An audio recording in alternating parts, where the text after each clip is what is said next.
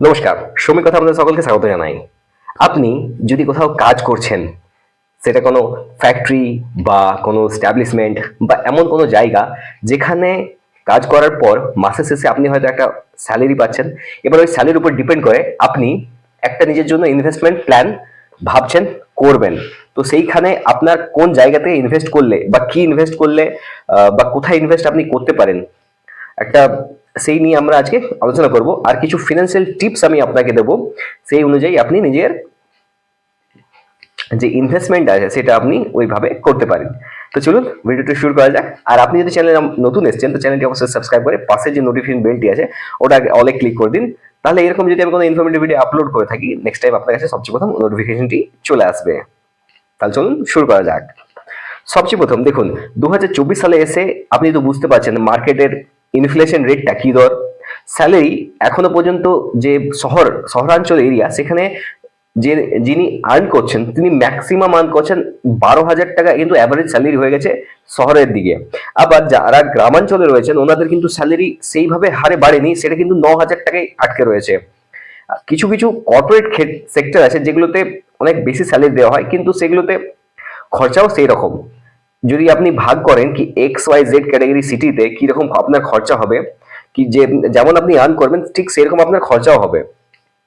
তো এর এর মাঝে যে স্যালারি একটা ছোট্ট অংশ কিন্তু আপনার ইনভেস্টমেন্টের দিকে আপনাকে ধ্যান রাখতে হবে, যেটা হয়তো আপনার কোনো এডুকেশন পারপাস হতে পারে, আপনার বিয়ে হতে পারে, ছেলে মেয়েদের বিয়ে হতে পারে, কিংবা আপনার ফিনান্সিয়াল কিছু গোল থাকতে পারে। হয়তো আপনি কোথাও প্লট কিনবেন, ফ্ল্যাট কিনবেন, জায়গা কিনবেন, সেরকম কিছু আপনার গোল থাকতে পারে, কিংবা হায়ার এডুকেশনের জন্য আপনি সেইটা সেভ করতে পারেন। দেখুন, 2024 সালে এটা কিন্তু ডিসেম্বর মাস চলছে। তো বছরের শেষ হতে না হতে আমি আপনাকে কিছু ফিনান্সিয়াল টিপসের জন্য এই পার্টিকুলারলি এই জায়গাটা কি বলছি। যদি আপনি ভারতে আছেন তাহলে ভারতে 3 প্রকারের ইনভেস্টমেন্ট সবচেয়ে প্রথম আপনাকে জানা উচিত কি পপুলার। 3 প্রকার ইনভেস্টমেন্টটা কিরূপ দেখুন। সবচেয়ে প্রথম হচ্ছে একটা লো রিস্ক ইনভেস্টমেন্ট, একটা হচ্ছে মিডিয়াম রিস্ক ইনভেস্টমেন্ট, আর একটা হচ্ছে high risk investment. Low risk ইনভেস্টের মধ্যে কি কি জিনিসগুলো আছে চলুন এবার সেটা নিয়ে আমরা কথা বলে নিই। লো রিস্কের মধ্যে সবচেয়ে প্রথম যদি আপনাকে আমি বলি তো দেখুন, ফিক্সড ডিপোজিট এমন একটা শব্দ যেটা হয়তো আপনি জানেন, কিংবা আপনার হয়তো মাথায় থাকতে পারে এই জিনিসটা। যদি আপনি কোনো ব্যাংকের মধ্যে টাকা জমা করতে যাচ্ছেন বা রাখতে চাইছেন, তো সেখানে ফিক্সড ডিপোজিট একটা খুব সুন্দর রূপ বা খুব সুন্দর একটা জায়গা, যেখানে কিনা মান্থলি যদি আপনি একটা বড় অ্যামাউন্ট ফিক্স করে রাখেন, সেখান থেকে কিন্তু আপনি মান্থলি একটা ভালো ইন্টারেস্ট পেয়ে যাবেন। সেটা আপনি এমআইএস ফর্ম হিসাবেও রাখতে পারেন।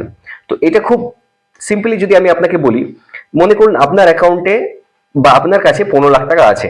এবার ওই 15 লাখ টাকাতে আপনি এমআই স্কিমে পুট করলেন। প্রত্যেক মাসে আপনি 1 লাখের উপর 600 টাকা করে ইন্টারেস্ট পাবেন।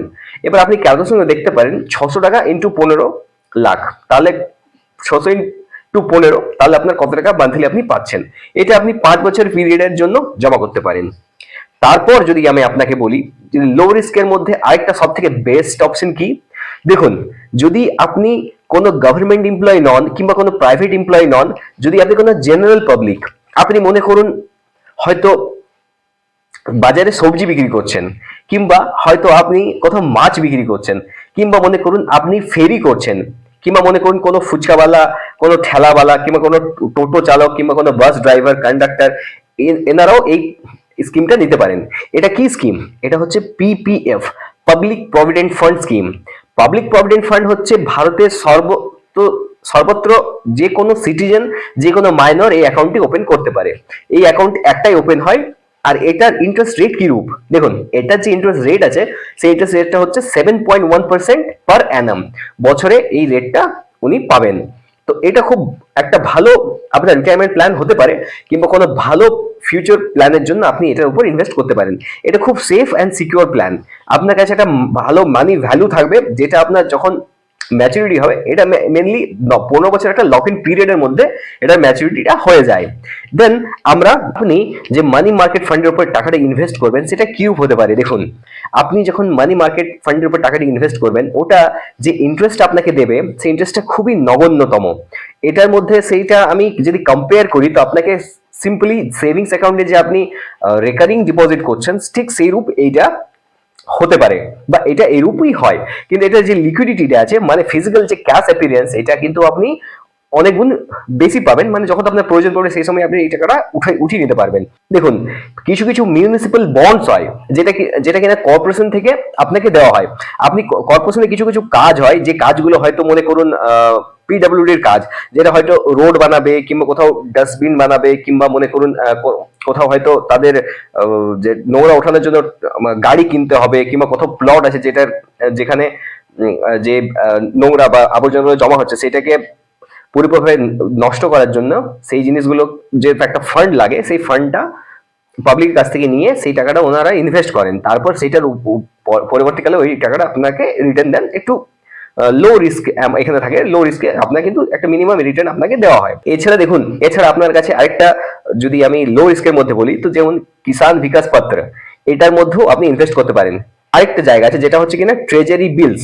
এবার ট্রেজারি বিলসটা কিরূপ? ট্রেজারি বিলসটা মোটামুটি গভর্নমেন্ট অফ ইন্ডিয়ার একটা স্কিম, যেটা কিনা আপনি একটা লিমিটেড পিরিয়ডের জন্য টাকাটি ইনভেস্ট করবেন, তার এগেনস্টে আপনি একটা সার্টিফিকেট পাবেন, আর সেইখানে আপনার একটা মিনিমাম ইন্টারেস্ট আপনি পেয়ে থাকবেন। এটা খুবই লো রিস্কের মধ্যে পড়ে। তাহলে আমি বলবো, এটা যদি আপনার মনে হয় কি আপনি যদি এটার মধ্যে ইনভেস্ট করতে চাইছেন, তা আপনি এটার মধ্যে ইনভেস্ট করতে পারেন। এরপর চলুন আমরা কিছু মিডিয়াম রিস্কের উপর কথা বলে নিই। দেখুন, যদি আপনি মিডিয়াম রিস্ক নেওয়ার ঝুঁকি যদি নিতে পারবেন, যদি আপনি ঝুঁকি নিতে পারবেন, তাহলে আমি বলছি এই কারণে আপনি ইনভেস্ট করবেন, সেটার মধ্যে কিন্তু যাবেন না। মনে রাখবেন, আমার থেকে বেশি আপনি নিজেকে চেনেন। তাহলে আপনার যে মান্থলি আর্নিংস আছে, সেই আর্নিংসটাকে যে 50-20-30 হিসাবে যে রুলের মধ্যে পার্টে ভাগ করতে হয়, সেই ভাগটা আপনি করতে পারবেন আপনার যেরকম আপনার প্রয়োজন পড়বে। তার মানে এটা মোটেও নয় কি এসেনশিয়াল নিড গুলোকে আপনি পুরোপুরিভাবে বাদ দিয়ে আপনি কাজটি করছেন, তাহলে কিন্তু আপনি অসুস্থ হয়ে যেতে পারেন। তাহলে আমি যেটা আপনাকে বলতে চাইছি, অ্যাকচুয়ালি সেই জায়গাটাকে বুঝুন। যদি আপনি মিডিয়াম রিস্কের মধ্যে টাকাটি ইনভেস্ট করতে পারবেন, তাহলে সবচেয়ে প্রথম হচ্ছে mutual funds, balanced mutual funds. মানে দেখুন, আপনি যে জায়গাতে টাকাটা ইনভেস্ট করছেন সেটা ব্যালেন্সড হওয়া চাই। মানে এই নয় এই মাসে 1000 টাকা দিলাম, পরের মাসে 2000 টাকা দিলাম, না। একটা যেটা আপনি ধরবেন, এটা বেশি লং টার্মের জন্য যাবেন না। মোটামুটি মনে করুন আপনার কোনো ফিনান্সিয়াল গোল আছে, হয়তো আপনি একটা 2 হুইলারের বাইক কিনবেন, পালসার 125 একটা বাইক কিনবেন, নর্মাল বাইকটা, সেটা মার্কেট ভ্যালু হচ্ছে 1,10,000 টাকা। তো সেই অনুযায়ী আপনি একটা 5 বছরের প্ল্যান করুন, কি আপনি সেইভাবে নিজের মিউচুয়াল ফান্ডসের স্টকটাকে ওইখানে আপনি পেমেন্ট করবেন। প্রত্যেক মাসে আপনি যদি 2000 টাকা করে জমা করেন, তাহলে 5 বছর পর আপনার কাছে কত টাকা এস্টিমেট জমা হবে আর কত পার্সেন্ট আপনাকে রিটার্ন দেবে, আপনি সেই স্টকগুলোকে বেছে নিন, তারপরে ইনভেস্ট করবেন। আমি একটা অন্য ভিডিওর মধ্যে এটা আসবো স্পেশাল স্টকস গুলোকে নিয়ে। তাহলে দেন যে জায়গাটা আছে, কিছু কিছু ডেট ফান্ড হয়, ডেট ফান্ডস, সেই ডেট ফান্ডস এর মধ্যে আপনি ইনভেস্ট করতে পারেন। এটা দেখুন, কিছু কিছু ডেট ফান্ডস গুলো খুব ভালো হয়। এবার ডেট ফান্ডস আবার কি জিনিস? ডেট ফান্ডস হচ্ছে এমন একটা ফান্ড, যেটা আমি আপনাকে যদি খুব সিম্পলি বোঝাই। দেখুন, ডেট ফান্ড হচ্ছে, মনে করুন আপনার হয়তো কোথাও জমি থেকে আপনি অনেক টাকা পেয়েছেন, জমি বিক্রি করে হয়তো টাকা পেয়েছেন, কিংবা আপনার যে লোকাল এরিয়াতে আছেন, যদি মনে করুন আপনি ওয়েস্ট বেঙ্গলে থাকেন, পশ্চিম বর্ধমান জেলার মধ্যে, সেখানে আপনি যে মহকুমা শাসকের এরিয়াটা দেখতে পাবেন, ওইখানে দেখবেন একটা ট্রেজারি বলে জায়গা আছে, ট্রেজারি 1, ট্রেজারি 2 এইভাবে লেখা থাকে।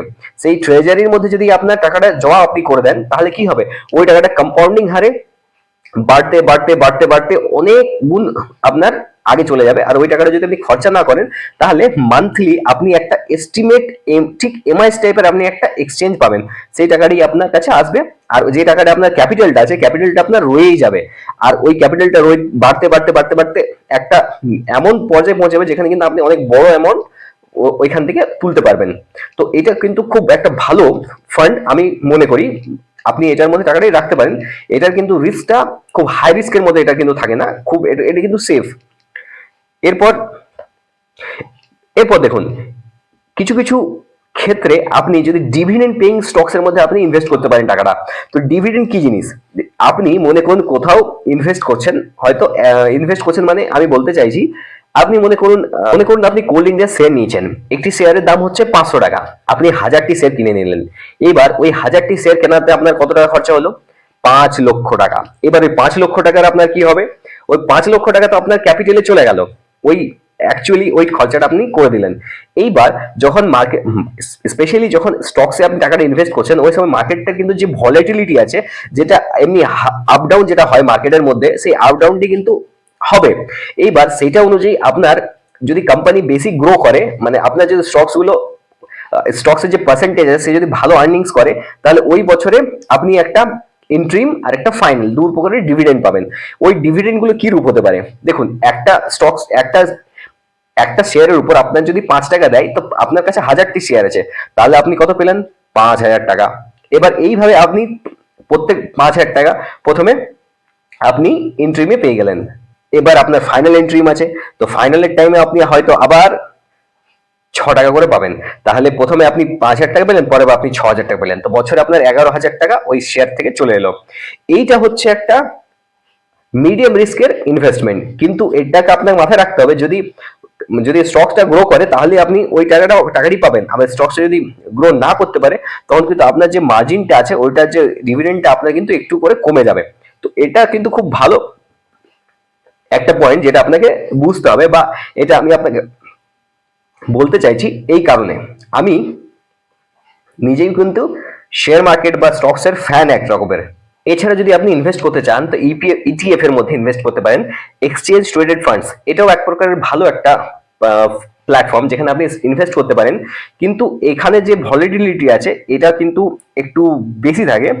অনেক সময় আপনাকে বুঝে নিতে হবে কি মার্কেটটা কেমন আপ ডাউন করছে, আপনি যে পোর্টফোলিওটি বানাচ্ছেন সেটা কি রূপ, সেটা আপনার কিন্তু শুধুমাত্র আপনিই জানবেন, আদার্স অন্য কেউ কিন্তু সেটা জানবে না। সেই জন্য আমি রেকমেন্ড করব, যখনই কোনো আপনি ইটিএফ এর মধ্যে ইনভেস্ট করবেন, তো আগে থেকে সেইটা রিসার্চটা ফুললি করবেন। এছাড়া দেখুন, কিছু কিছু কর্পোরেট বন্ডস আছে, সেই বন্ডস এর উপর আপনি টাকাটা ইনভেস্ট করতে পারেন। আমি উদাহরণস্বরূপ যদি আপনাকে বলি, তো আপনি সব থেকে বেস্ট অপশনে যদি আপনি ইনভেস্ট করতে চাইছেন কোনো সেফ অ্যান্ড সিকিউর, তো আপনি পোস্ট অফিস ইনভেস্ট করতে পারেন। সেই জায়গাতে যদি আপনি ইনভেস্ট করেন, সেটা খুব বেটার পারফরমেন্স দেয় আদার্স অন্যান্য স্কিমের তুলনায়। দেখুন, যদি আপনি হাই রিস্ক ইনভেস্ট করতে চাচ্ছেন, তাহলে সব থেকে বেস্ট প্ল্যাটফর্ম হচ্ছে ডাইরেক্ট ইকুইটিজ এর মধ্যে। আপনি ইকুইটির মধ্যে ইনভেস্ট করতে পারেন। ইকুইটি কি রূপ হতে পারে? মনে করুন কোনো একটা বড় কোম্পানি আছে, সেই কোম্পানির মধ্যে যখন কোম্পানিটা স্টার্ট করছে, ওই সময় আপনি এই কোম্পানির মধ্যে টাকাটি লাগিয়ে দিলেন, পুঁজি লাগালেন। এবার ওই কোম্পানি যেমন গ্রো করবে, সেরকম আপনার যেমন ওই কোম্পানির ইকুইটি, মানে একটা শেয়ার হোল্ডার হিসেবে আপনি ওই কোম্পানির মধ্যে থাকবেন। এবার যখন কোম্পানি বড় হতে থাকবে, তখন ওটার মধ্যে থেকে আপনি যে শেয়ারটা আপনি পেয়েছেন, সেই কোম্পানির আস্তে আস্তে ইকুইটির মধ্যে কনভার্ট হয়ে যাবে। সেই সময় আপনার যে ভ্যালু আছে, সেই ভ্যালুটা, সেই যে আপনি ইনভেস্ট করছেন সেখান থেকে অনেক গুণ বেশি বেড়ে যাবে। যদি কোম্পানি ভালো পারফরমেন্স দেয়, তাহলে আপনার যে মানি আছে সেটা ভ্যালুটা বাড়বে। আর যদি কোম্পানি মানে লস মেকিং হয়ে যায়, তাহলে ওই সময় আপনার টাকাটি পুরোপুরি ভাবে ডুবে যাবে। তো এইটাই হচ্ছে একটা ইকুইটির মেন মন্ত্র বা মূল মন্ত্র। এছাড়া দেখুন, এছাড়া আপনি ইকুইটি মিউচুয়াল ফান্ডস অনুসারেও বিনিয়োগ করতে পারেন। তাছাড়া আরেকটা জায়গা আছে, আপনি ফরেক্স ট্রেডিং বা ফরেন এক্সচেঞ্জের মধ্যে টাকাটি ইনভেস্ট করতে পারেন, সেটা আপনি করতে পারেন। এছাড়া আপনি টাকাটা কিছু হেজ ফান্ডস এর মধ্যে ইনভেস্ট করতে পারেন। এগুলো কিন্তু টোটালি মার্কেটের ভলিটিলিটিকে খুবই আছে সেটার উপর অনেকটা বেস করে। মানে মার্কেটের যে আপ ডাউনটা, মার্কেট যে রূপ থাকবে, এইটা কিন্তু সেই দিকেই মুড়ে যাবে।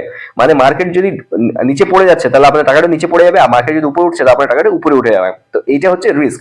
অ্যাট দি এন্ড আমি যে কনক্লুশনে আসছি, সেটা আমি আপনাকে বলছি। দেখুন, আপনি আপনাকে খুব ভালো করে চেনেন, আপনি যে স্যালারিটা আর্ন করছেন সেটাও সম্পূর্ণ আপনার। আপনি লো রিস্কে যাবেন, মিডিয়াম রিস্কে যাবেন, না হাই রিস্কে যাবেন, এটা সম্পূর্ণ আপনার উপর ডিপেন্ড করে, আমার উপর ডিপেন্ড করে না। তো যখনই কোথাও আপনি ইনভেস্ট করবেন, সেখানে আপনাকে বুঝে নিতে হবে যে আপনার পাওয়ার কি, আপনার কতটা পাওয়ার আছে, আপনি কতদূর পর্যন্ত এগোতে পারবেন। আর প্রত্যেকটা বছরে যে আপনার যে সেভিংস আছে, সেই সেভিংসটা 5% করে হোক, 3%, 4%, যে রূপ আপনি পারবেন, সেটার মধ্যে ইনক্রিমেন্ট করার চেষ্টা করবেন। সবচেয়ে প্রথম একটা ইম্পর্টেন্ট ফ্যাক্টর হচ্ছে লিকুইড লিকুইড ক্যাশ, মানে cash in hand. Liquid cash in hand, এটা আপনাকে বুঝতে হবে এই রূপ কি যখন আপনার প্রয়োজন পড়বে, যখন আপনার হঠাৎ সাডেন যদি আপনার এমার্জেন্সি ফান্ডের দরকার পড়ে, প্রয়োজন পড়ে, তো সেই ক্ষেত্রে FD is the best option. আপনার কাছে থাকা অবশ্য জরুরি। আপনি ক্যাশটি বাড়িতে তো রাখতে পারবেন না, সেই জন্য আপনাকে ব্যাংকের মধ্যে রাখতে হবে কিংবা পোস্ট অফিসে রাখতে হবে। তো চেষ্টাটি সবসময় এইরূপই করবেন কি যেন আপনার কাছে সবসময় একটা মজুদ ক্যাশ ফ্লো বা ক্যাশ ব্যালেন্স থাকে। সেটা আপনাকে অনেক রকম মানে ফিনান্সিয়াল প্রবলেম বা ক্রাইসিস থেকে বাঁচাতে পারে। যদি এই ভিডিওটা আপনার ইনফরমেটিভ লেগে থাকে তাহলে চ্যানেলটি সাবস্ক্রাইব করে পাশে নোটিফিকেশন বেলটি অলে ক্লিক করবেন, লাইক করবেন, কমেন্ট করবেন, আমাকে আরো সাজেশন দিতে পারেন যে আপনি কিসের উপর টপিকের উপর ভিডিও বানাই। ধন্যবাদ।